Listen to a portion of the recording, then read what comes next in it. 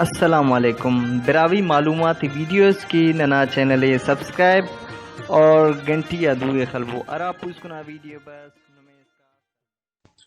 मुंहिंजा अज़ीज़ दोस्त अस्सलाम वालेकुम। मां पहिरें बि अर्ज़ु रखी चुको आहियां त बिरोइन जे ख़िलाफ़ बलोचिस्तान में या बिरोइन जे ॿोली जे ख़िलाफ़ बिरोई तारीख़ खे मसख़ करण जे ख़िलाफ़ मसख़ करण ऐं रिवायतुनि खे ग़लति ॿुधाइण या बिरोई क़ौम खे बलोच चवण या चवराइण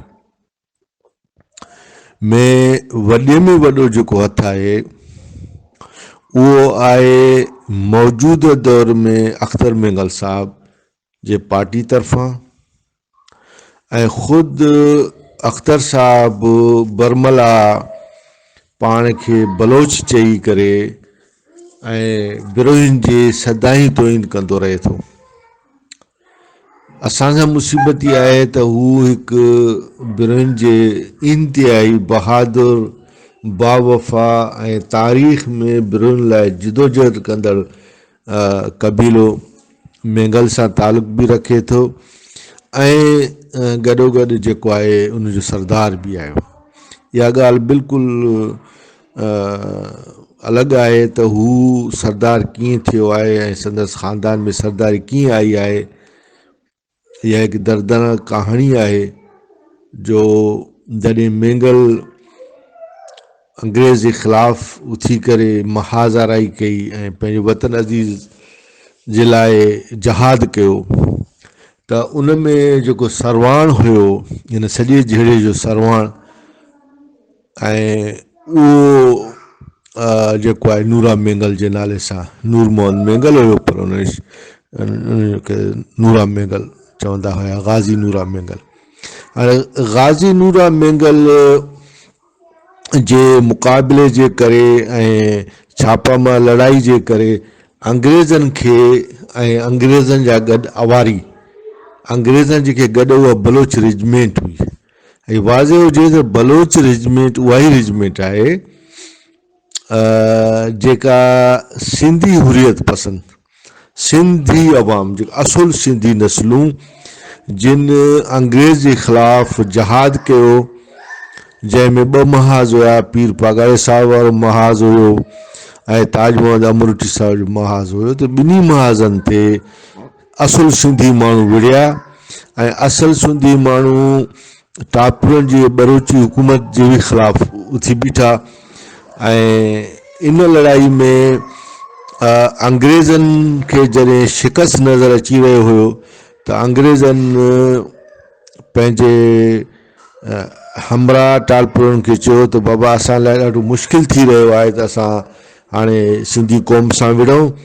सिंधी क़ौम पंहिंजे वतन अज़ीज़ जे जेको आहे आज़ादी लाइ विढ़नि पिया, उनजा हौसला तमामु बुलंद आहिनि। असां वटि एतिरा फ़ौजी कोन्हनि जो असां मुक़ाबिलो करे सघूं, असां छॾे वञण लाइ तयारु आहियूं। उन वक़्तु टालपुरनि हुननि खे सहारो ॾिनो ऐं कच्ची मां जेके बरोच नस्लूं हुयूं जंहिंमें ख़ासि तौर ते बुगटी मरी जेके कबीला आहिनि, रिंदिन लाशारी आहिनि ऐं मक्सी वग़ैरह इहे सभु क़ौमूं गॾु थियूं आहिनि ऐं बलोच रेजिमेंट जो हिसो ठहियूं आहिनि ऐं बलोच रेजिमेंट जे हिसे ठहण खां पोइ उन्हनि जेको आहे सिंध ते ऐं सिंधियुनि ते जलगार कई आहे जंहिंमें हज़ारे ऐं लखे माण्हू शहीद थिया, गिरफ़्तार थिया, उनखे पादर लॻा, सभिनी जूं मिल्कियतूं ज़ब्त करे। चंद जेके गद्दार सिंधी अंग्रेज़ सां गॾु हुया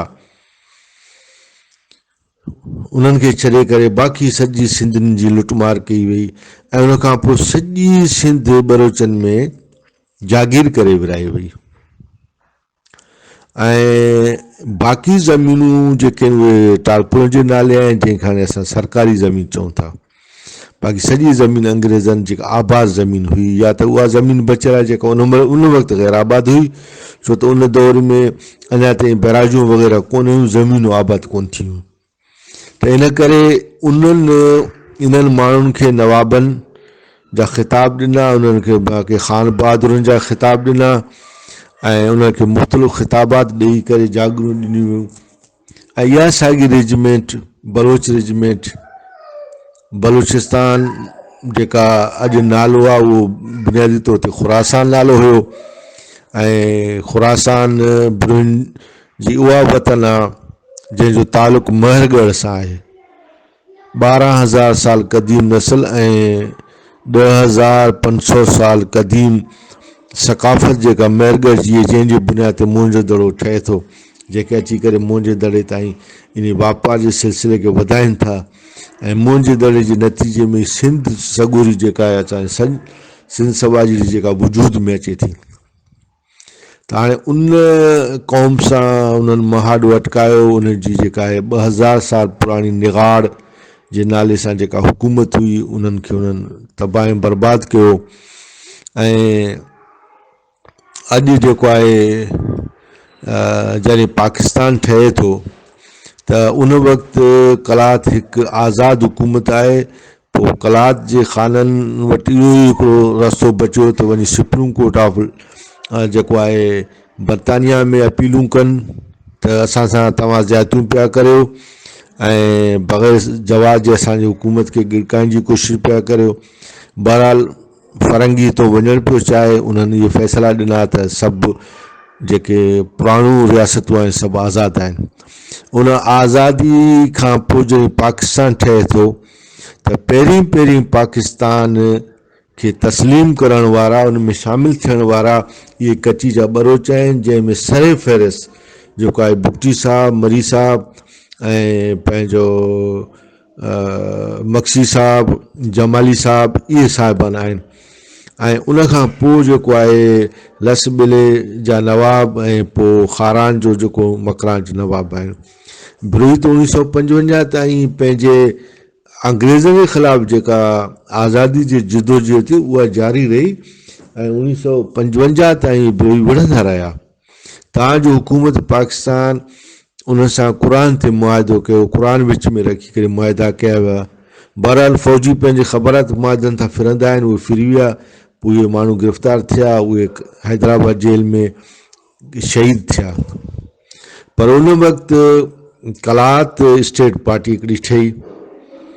उन खां अॻु में थोरो अॻु में ॿी पार्टी हिकिड़ी ठही, अंजुमान बलोचान, जंहिंमें असांजा कुझु उहे बिरोही जेके कमज़ोर हुया, जेके फरंगी सां या मौजूदा हुकूमत सां उहो झगड़ो इहो झिड़ो हक़ ऐं पंहिंजे आज़ादी जी जेका आहे जेका जंग न पिया लड़ी सघनि, उहे इन्हनि पार्टियुनि में शामिलु थिया। इतफ़ाक़ सां उन्हनि पार्टियुनि में कुझु उन वक़्त जा हिकिड़ा गवर्नमेंट जा चमचा ऐं गवर्नमेंट जा ऑफिसर, जंहिंमें ख़ासि तौर ते अब्दुल अज़ीज़ कुर्द साहब ऐं असांजो हिकिड़ो ऑफिसर हुयो सेक्रेटरी लेवल जो गुलखान नसीर, जंहिं वरी उबतियूं सिंधियूं तारीख़ूं लिखियूं ऐं कूड़ सच गॾु करे बिरोहिन खे ज़बरदस्ती जेको आहे 12,000 साल क़दीम नस्ल खे ज़बरदस्ती जेको आहे न 15वीं सदी में आयल बलोचनि सां मिलाइण जी कोशिशि कई ऐं हुकूमत खां डिॼी करे, ॿाहिरीं ताक़तुनि खां डिॼी करे उन सां गॾु गौज़बल बिज़ंजो वारा बि शामिलु थी विया ऐं अताउल्ला मेंगल साहिब बि शामिलु थियो। हाणे गौज़बल बिज़ंजो वारा पंहिंजी अलॻि सां जेको कुझु धूड़ पाइनि था उहो ई पाइनि। अताउल्ला ख़ान मेंगल बिरोहिन जो हिकिड़ो सरदार बि आहे ऐं तमामु वॾे क़बीले, तमामु बहादुर क़बीले, ऐं उहो क़बीलो जेको जंग जो मर्कज़ हुयो। हाणे सभिनी बिरोहिन खे ख़बर आहे त अताउल्ला मेंगल उन वक़्तु सरदार उनजे ख़ानदान में सरदारी उन वक़्तु आई आहे जॾहिं बिरोहिन जा जेके बहादुर मेंगल सरदार नूरुद्दीन जंहिंजो नालो हुयो, ऐं उहो नूरुद्दीन खे चयो वियो त तव्हां गाज़ी नूरा मेंगल असांखे वठी ॾियो, छो त उहो अंग्रेज़ जे ख़िलाफ़ु लड़े थो ऐं उहो असांखे खपे। जंहिं ते हू रिफ्यूज़ कनि पिया, पर इहो झिड़ो हले पियो, मसइलो सिधो कोन पियो थिए। त त आख़िर इन मसइले खे सिधे करण लाइ नूरुद्दीन पाण सां गॾु हड़ई पंहिंजी जेके आहिनि बिरादरी जा जेके चङा मुड़ुस हुया जंहिंखे असां टकरी चवंदा आहियूं, त 60 टकरियूं पाण सां गॾु वठी वियो, ऐं जंहिंमें वरी 40 खनि बिरोइन जा ॿिया मीर ऐं मोतबर चङा मुड़ुस हुया जेके ॿियनि क़ौम सां तालुक़ रखनि पिया, या मेंगलनि जा बि कुझु उन में मीर मोतबर हुया। हाणे इहे सभई वञी करे मुज़ाकरात कनि था।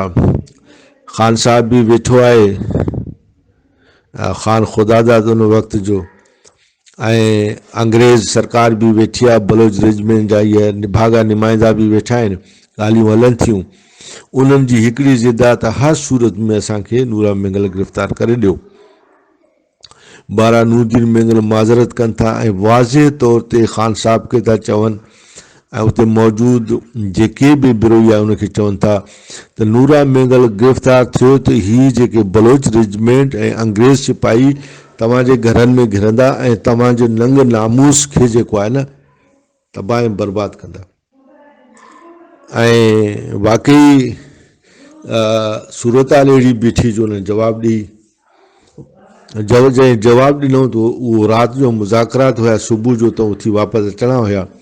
त इहे जे वफ़द जेको आहे उनखे उते 2-3 ॾींहं लॻा, छो जो हितां वञी करे उते उन्हनि आरामी थिया, पोइ वरी मुज़ाकरा थिया, ॿिए ॾींहुं मोटण वारा हुया।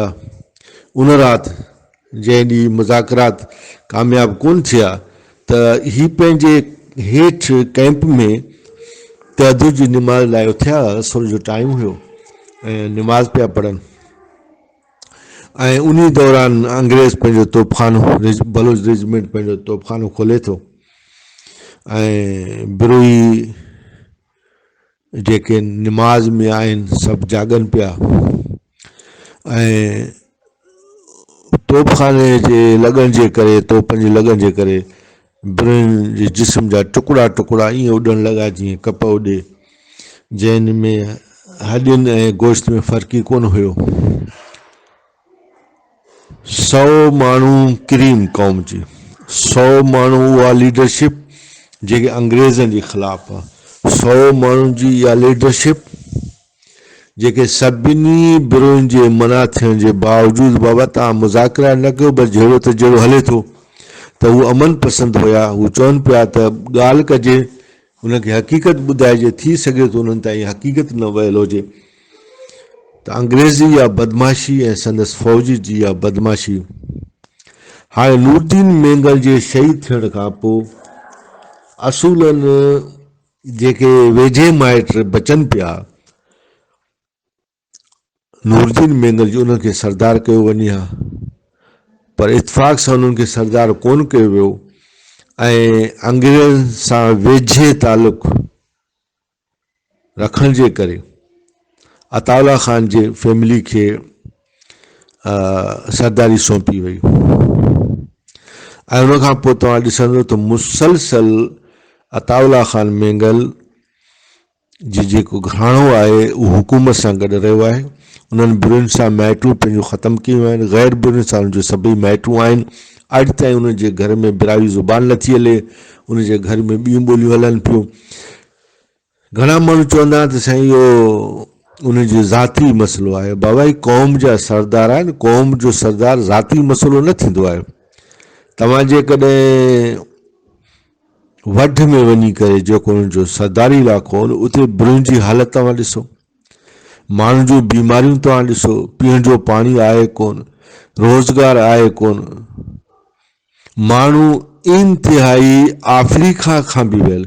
ॾिसो अफ्रीका में हिकिड़ी वायवेल आहे, जेके ॾुबरा ॿार आहिनि, बीमार ॿार आहिनि, उनखे सॼी यूरोप वञा, अमेरिका वञा, दुनिया मां वञा, ऑस्ट्रेलिया मां उते जेका ख़ुराक ऐं दवाऊं पुॼाए वञनि थियूं, ऐं उनजी प्रोजेक्शन थी पियो, जो फोटो असां वटि अचनि था ॾुबरनि ॿारनि जा, असांखे कयल अचे थो, असां उन लाइ पैसा था मोकिलियूं।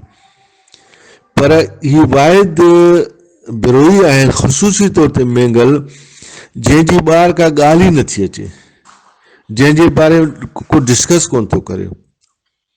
ऐं मां पाण ज़ाती तौर ते वॾे शहर खां ओलहंदे तरफ़ 4-5 किलोमीटर अंदरि हलियोसि, ईमानदारी जी तव्हांखे ॻाल्हि थो ॿुधायां त सभु माण्हू हॾियुनि जी बीमारी में फाथल, सभई माण्हू जंहिंजे पेट में पथरियूं आहिनि, सभु माण्हू हेपेटाइटिस में वरितल आहिनि। यानी मूंखे को चाक माण्हू कोन मिलियो, कंहिं न कंहिं बीमारी में फाथल आहे। न को इलाज आहे, न को रोड आहे, न को रस्तो आहे, न को रोज़गार आहे। बसि उहे माण्हू दीनदार आहिनि, तंहिंजे करे हू बर्दाश्त कनि था ऐं पंहिंजी तकलीफ़ जे हूंदे बि जेका ज़िंदगी आहे गुज़ारनि पिया। हाणे इन सूरत हाल में ही क़ौम जेको 12,000 साल क़दीम आहे, जंहिंजी 2000 साल शहनशाहत हले थी, जेके दुनिया खे मरगड़ ॾियनि था, मुंहिंजे दड़े जहिड़ो जेको आहे तहज़ीब में हिसो था वठनि, उन क़ौम जी हालत इन्हनि जाहिल सरदारनि जे करे। सरदार अकेलो को मेंगल ज़िम्मेवार न आहे, सभु सरदार जेके बि सरदार आहिनि उनजी अक्सरियत 99% सरदारनि जो कमु ई आहे अवाम खे तबाह ऐं बर्बाद करणु, अवाम खे क़तल करणु। उन लाइ का ॻाल्हि ई कान्हे का, उनखे ॿधी करे पादर हणणु, बेसो करणु, उन लाइ का ॻाल्हि ई कान्हे का। हाणे असां ॾिसूं था त इहा जेका बलूच अंजुमन ऐं बलोचान ठहे थो, जंहिंमें ही सभु बलोचनि सां गॾु कुझु असांजा विरोधी बि शामिल थियनि था, उन्हनि अॼु ताईं इहा ॻाल्हि जारी रखी आहे पंहिंजी। अॼु बि तव्हां ॾिसंदव त मतिलबु अॼु साइंसी दौरु आहे, आर्कोलॉजी जे बुनियादनि ते, जाग्राफी जे बुनियादनि ते, लिसानियत जे बुनियादनि ते बिरावी इंतिहाई क़दीम क़ौम साबित आहे। बलोच हिते आयल आहे। बलोच जी तारीख़ 13 सदी ईरानी बलोच आया, खारान मकुरान वारा, ऐं 15वीं सदी में जलाल खान वारा, ज़िंद लाशारी। इहे हाणे बिरोही एॾा क़दीम हुजे बावजूदि तव्हां बिरोहिनि खे बलोच चई करे क़ौम जी तब्दीली करण सां गॾोगॾु पाण अहिड़े कैंप में शामिल थियो था ऐं पंहिंजी ॿोली पंहिंजी क़ौम जे ख़िलाफ़ था कयूं। आम बिरोही त मेंगल जो सरदार सम्झी करे हिन सां ताउन कनि था, मोहबतूं कनि था। असां बि हिन बुनियाद ते संदन ताउन ऐं मोहबतूं कयूं था, पर हक़ीक़त में ईअं न आहे। हाणे हू था चवनि त बाबा मुल्क जो नालो त बलोचिस्तान, बाबा मुल्क जो नालो बलोचिस्तान कीअं पियो? जिन बलोच रेजिमेंट ठाहे, पादर हणी, कब्ज़ो करे ब्रिटिश बलोचिस्तान हिकिड़े कची जो नालो रखी करे जॾहिं पाकिस्तान ठहियो त पाकिस्तान सां सिर्फ़ु बिरोही पिया विढ़नि न। जॾहिं पाकिस्तान सिर्फ़ु बिरोही विढ़नि पिया त बिरोहियुनि जी हुकूमत या बिरोहियुनि जी जेका क़दीम जेके हुकूमतूं या जेको आहे मालिकी आहे, उहो छो हुकूमत मञे? तंहिंजे करे हुकूमत उन्हनि जो मञीदो जेको उन सां गॾु हुया, उन सां तीअं बरोच गॾु हुया। तंहिंजे करे पाकिस्तान जॾहिं हिन मुल्क के कब्ज़ो करे वेस्ट पाकिस्तान में शामिल थो करे त वेस्ट पाकिस्तान हिकिड़ो ख़ितो आहे, पोइ पंहिंजे मुल्क जा 4 सूबा थो ठाहे ऐं उन मुल्क जे 4 सूबनि मां हिकिड़े जो नालो बलोचिस्तान थो रखे। उन बलोचिस्तान जे पुराणे खुरासान सां या कला सां को तालुक़ु ई कोन थो ठहे न। इन जो इहो मक़सदु न आहे त तव्हां कंहिंजे मुल्क ते कब्ज़ो करे उन ते पंहिंजो नालो रखो, पोइ उन खां पोइ सभिनि खे चयो त तव्हां इन क़ौम में शामिल थी वञो। इहो मुनासिबु ॻाल्हि आहे कोन। लिहाज़ा असांजे लाइ जेके असां पंहिंजे वजूद जी जंग लड़ी रहिया आहियूं, असां पंहिंजे ॿोली जी जेका आहे ख़तमु थियण जी जंग लड़ी रहिया आहियूं, असां पंहिंजी सकाफ़त जी जंग लड़ी रहिया आहियूं। असांजो को अहिड़ो को ख़ासि सियासी अज़ाम न आहे सवाइ हिन जो त बाबा बिरोही हिकिड़ी क़दीम क़ौम आहे, हिकिड़ी निशानी आहे, अलाह तबारक ताला जी निशानी आहे। आर्कोलॉजी सां उनजो एॾो सारो तालुक़ु थो ठहे, उनजे घटि में घटि वजूद खे त तव्हां मञो। हाणे एतिरी ॻाल्हि आहे, उन में असांजा पंहिंजा काफ़ी जेके बिरोही आहिनि, जेके सियासी लिहाज़ खां बलूचियत में शामिल थिया, उनखे इहा ॻाल्हि शौर ई नथी अची सघे।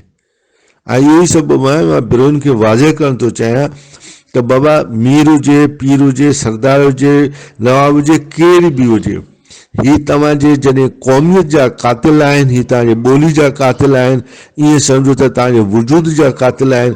वजूद जे क़ातिल सां मोहबत, वजूद जे क़ातिल सां गॾु बीहणु इंतिहाई जेका आहे ज़लालत आहे, ग़ैर इंसानी जेको आहे तरीक़ो आहे, ऐं ईअं सम्झो त ज़ुल्म सां गॾिजी हलण जे बराबरि आहे। यकीनन जंहिंखे अॼु असां बलूचिस्तान चऊं था उहो खुरासान आहे, जंहिंखे अॼु असां सिंध था चऊं उहो असांजो इंडस वैली आहे। इहे असांजा वतन अज़ीज़ आहिनि, इहा असांजी धरती आहे। हीउ जेको लकीर खीरथर ते कढियो वियो, जंहिंजे ओभर खे सिंध थो चयो वञे, ओलह खे जेको आहे बलूचिस्तान चयो थो वञे, इहा लकीर हिकिड़ी सियासी लकीर आहे, इहा का क़ौमी लकीर न आहे। हीअ क़ौम सॼी हिकिड़ी आहे, ही क़ौम सॼो जो तालुक़ मुंहिंजे दड़े सां आहे, हिन क़ौम सॼो तालुक़ इंडस सां आहे। हीअ इंडस वैली जी क़ौम आहे। इंडस वैली जी क़ौम खे तव्हां जहिड़ो बि नालो ॾियो, ॾिसो जेके सिंध ख़िते में आहिनि उनखे सिंधी था चवनि, जेके खुरासान में हुनखे खुरासानी या उनखे ब्रुई पिया चवनि। पर ॻाल्हि इहा आहे त सिंध जो अधु सिंध जी असुल सिंधियुनि जी, मां असुल सिंधी जी ॻाल्हि थो कयां, असुल सिंधियुनि जी जेका आहे अधु खां मथे जेका पॉपुलेशन आहे उहो खुरासान में आहे, ऐं असुल ब्रुइन जी चौथाई हिसो या उनखां बि घटि जेके आहिनि मौजूदु सिंध में आहिनि। लिहाज़ा इहे रेसिप्रोकल बेसिस ते ॿिन्ही पासे वेठा आहिनि, ऐं उन्हनि लाइ सिंध बि ओतिरी अज़ीज़ आहे, उन लाइ खुरासान बि ओतिरी अज़ीज़ आहे। इहे ॿई असांजो वतनूं आहिनि। इहे लकीर जेका सियासी ऐं जाग्राफी लकीर खे असां मञूं ई कोन था, इहा लकीर ग़ैर फितरती लकीर आहे। जेकॾहिं तव्हां तफ़सील सां वेंदो त केर बि इंडस जो हुकुमरान आहे, चाहे उहो ब्रुई हुजे या उहो सिंधी ॻाल्हाईंदड़ हुजे, पर वक़्तु अहिड़ो आयो आहे जेको ॿिन्ही ख़ितनि ते हिकु ई वक़्तु हुकूमत कई आहे। मां सम्झां थो त दोस्त इन ॻाल्हि खे सम्झी विया हूंदा ऐं इहो अर्ज़ु रखंदो हलां त बाबा ख़ुदा काण पाण में शऊर पैदा करियो, पाण खे मीरनि पीरनि ऐं फ़क़ीरनि ऐं सरदारनि ऐं नवाबनि खां बचायो, पंहिंजी ॿोली खे बचायो।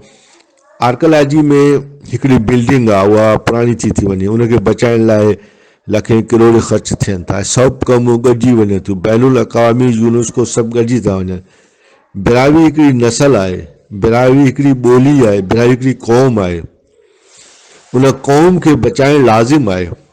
अॼु असांजो दिमाग़ ख़राब थी पियो आहे, मॉडर्न मतिलबु डेफिनेशन्स अची विया आहिनि, जंहिंमें क़ौम जूं तारीफ़ूं अची वियूं। बाबा जेकॾहिं बिरावी उन तारीफ़ ते पूरी अचे थी त क़ौम त आहे न। भला कंहिं माण्हू जी जेका आहे ॿनी खसिजे त छा उहा क़ौम नथी रहे पोइ? इहा त हिकिड़ी सियासी जेका आहे गड़बड़ आहे न, त क़ौम त पंहिंजे जाइ ते जंहिंजी पूरी सकाफ़त, बिरोन वटि पंहिंजी पूरी सकाफ़त आहे। असांजी सकाफ़त खे सिंधी ॻाल्हाईंदड़ माण्हू बि इस्तेमालु था कनि, असांजी सकाफ़त खे बलोची माण्हू बि इस्तेमालु कंदा, छो त बलोच जॾहिं हिते आया त इहे त जेके आहिनि नांगा ऐं उघाड़ा थी विया, इन्हनि खे पाइण लाइ कपिड़ा ई कोन हुया। इहे जेको ईरान मां रुली पिनी जेॾी महिल असांजे खुरासान जे सरहद ते पहुता त इन्हनि खे तन ते कपिड़ा ई कोन हुआ, ऐं उन्हनि जो नालो जेको आहे बेलूच बि ईअं रखियो न, बेलूच मां पोइ बलोच थो थिए। मां लूच माना उघाड़ो, बेलूच माना जंहिंखे उघाड़ब मां कढिजे, जंहिंखे शान ॾिजे, जंहिंखे शौक़त ॾिजे।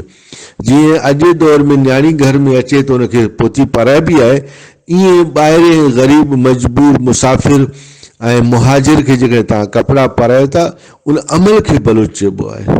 ऐं हिन करे जेके ॿाहिरां आयल आहिनि, जेके मुहाजिर आहिनि, उनखे बलोच चइबो आहे। त असां वटि ॿई तबिका बलोच आहिनि, छो त जेके ईरान खां आया उहे बि हिते मुहाजिर हुया, ऐं जेके अरब जा बदू आहिनि हिते आया, जेके लिंद लाशार मशहूरु आहिनि। ऐं चवण जो मक़सदु उहो आहे त हाणे ज़ाहिर ॻाल्हि आहे, हाणे उहे एक्टिव हुया, उन्हनि वटि कब्ज़े करण जी सलाहियत हुई, उन्हनि शयुनि ते कब्ज़ो ज़रूरु कयो आहे, पर अॼुकल्ह जे पढ़ियल ॻढ़ियल मुआशरे में कम से कम हिकु ॿिए जो वजूद मञणु लाज़िम आहे। दार्तोवारी तना कुल बिरावी संगतात अंदाज किया करा इलम करा अजीजा तेना वजूद ने अरा बंद तस्लीम कपक अरा बंद तेने तस्लीम कपक अरा बिरावी बिरावी तस्लीम कपक अरा तेना कौम अरा डेना ख्याल कपक बीर सरदार मस्तो बलुई तसफक दौनफ की नन उफ्त के एहतराम अफ दौनफ की नन ओत की इज्जत अफनन कुल मीर मुतबर सरदार खुलन एहतराम के न मगर दाकीमत आखिर को ना कौम में बहा के रख। लिहाजा तेना कौम तेना नस्ल बचफिंग एन फर्जन में उम्मीद खिवा कि हमू तरीक़ा तिटी कारम कपरो रे अरा नमा कौमी नुकसान थे रहा अरा हमो तरीक़ा तिटी कारम खे अरा नमा कौम न तफिस खोर अला खुले नमा सलामत कला